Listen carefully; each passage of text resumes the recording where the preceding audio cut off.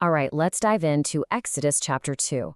This is one of those stories that has it all. We're talking about life and death danger, incredible moments of faith, and just the unmistakable hand of God moving all the pieces on the board to shape the man he's chosen to be a deliverer. And it all starts right here, with this one line. Just think about the world they were living in, a world where a king had ordered the death of babies. And in the face of that, a mother's love becomes this powerful act of defiance. But it's so much more than just love, you know?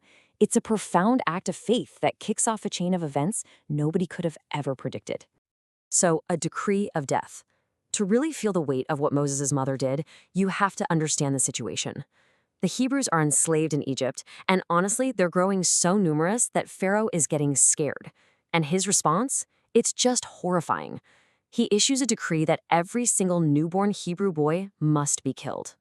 So right into the middle of this terrifying reality, this baby boy is born. His mother, Jochebed, looks at him and sees that he's a goodly child. That's how the scripture puts it.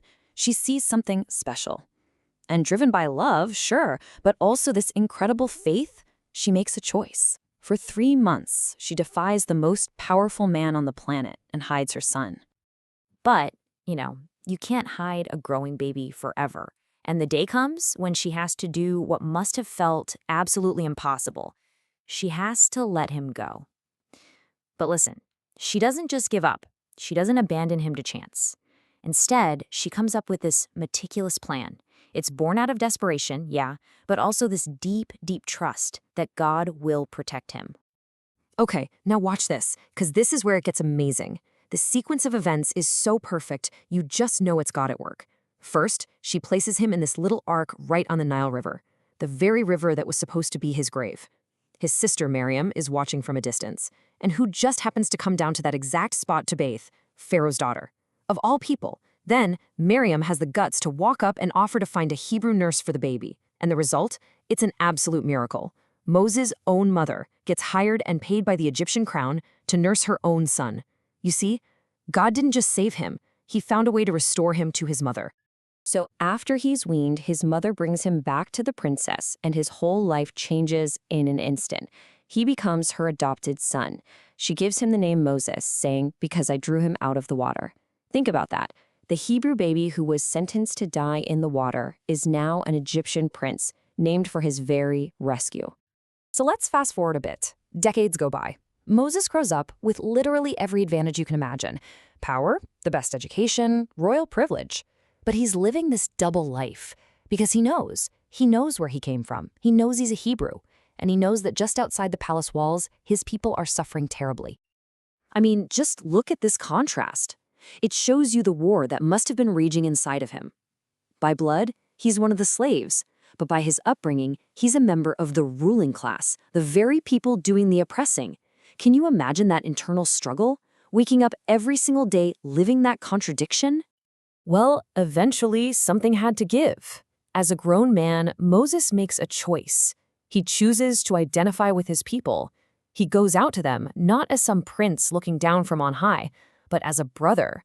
He looked on their burdens, it says. And what he sees, an Egyptian brutally beating a Hebrew slave, it just ignites something in him.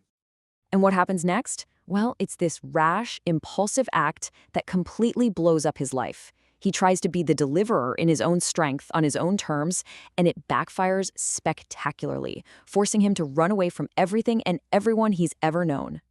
So, in that moment, Moses makes a fateful decision. He looks around, thinks the coast is clear, and he takes matters into his own hands. He kills the Egyptian and buries him in the sand. I'm sure in his mind he thought he was defending his brother, maybe even starting the revolution himself. But the very next day, he sees 2 Hebrews fighting and tries to break it up, and the reception he gets is just stunning.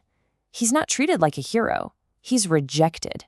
One of them throws his own secret right back in his face. The shock must have been unreal. His secret was out, and his own people, they didn't want his help.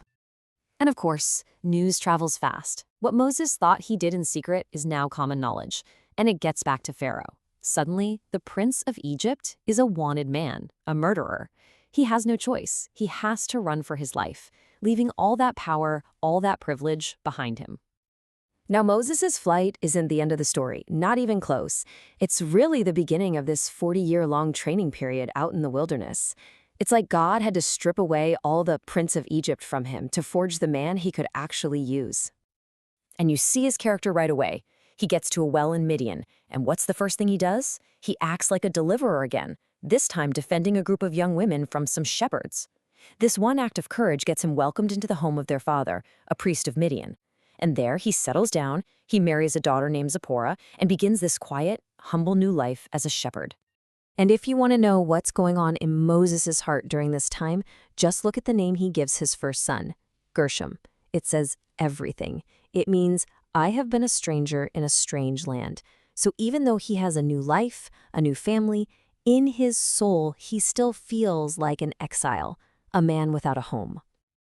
And then the story pivots right back to Egypt, because while Moses has been out in the desert for all these years, things for his people have only gotten worse. The old Pharaoh dies, but a new one takes his place, and the slavery is just as brutal. Their suffering gets so intense that their cry, it reaches a breaking point. And this is how the chapter ends. It's so powerful. Their cry did not just disappear into the sky. Look at these 4 things God does. God heard their groaning. God remembered his promise, his covenant. God looked upon them. And God had respect unto them, which means he knew, he was intimately aware of their situation. This is not a distant God. This is a God who keeps his promises. And now, the time is right. The stage is set. So we're left asking this, right? From a baby condemned to die, to a powerful prince, to a fugitive shepherd living in exile? From a human point of view, Moses' life looks like a series of wrong turns and failures. But was it? Or was this 40-year detour into the wilderness the perfect, necessary preparation, stripping away the man he thought he was to forge the humble servant God could use to save an entire nation?